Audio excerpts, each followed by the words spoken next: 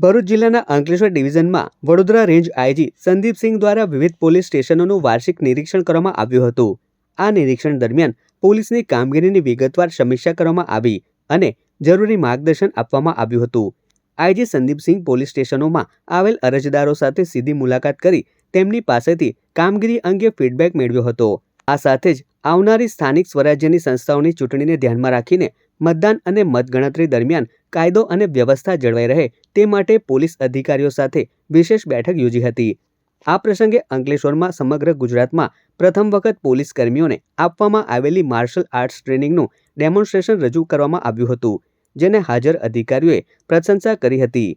આ ટ્રેનિંગને કલારી પયટ્ટુ તરીકે ઓળખવામાં આવે છે, જે ભારતની સૌથી જૂની અને કેરળની પરંપરાગત યુદ્ધ કળા છે, જેમાં શારીરિક સુદૃઢતા, લવચિકતા અને આત્મરક્ષણ માટે તાલીમ આપવામાં આવે છે. આ ટ્રેનરો માટે ખાસ કેરાલાથી ટ્રેનરો પણ બોલાવવામાં આવ્યા હતા. પ્રારંભિક તબક્કામાં 30 જેટલા પોલીસ કર્મીઓને આ અંગેની તાલીમ આપવામાં આવી છે. કાર્યક્રમમાં એએસપી અજયકુમાર મીણા, ડીવાયએસપી કુશલ ઓઝા સહિતના પોલીસ અધિકારીઓ અને પોલીસ ઇન્સ્પેક્ટરો ઉપસ્થિત રહ્યા હતા. આવનાર સમયમાં પણ આ સુંદર કામગીરી ચાલુ રહે અને અંકલેશ્વરની જનતા ખૂબ શાંતિપૂર્ણ વાતાવરણમાં જીવન વ્યતીત કરે એવી મને આશા છે.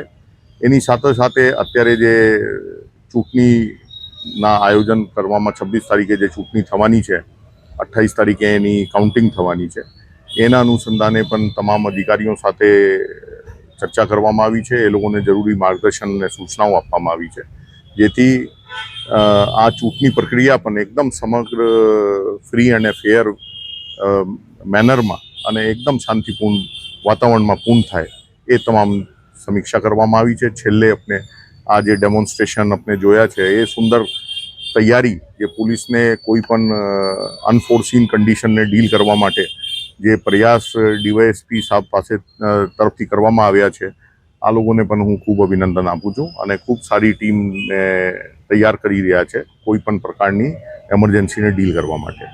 Thank you.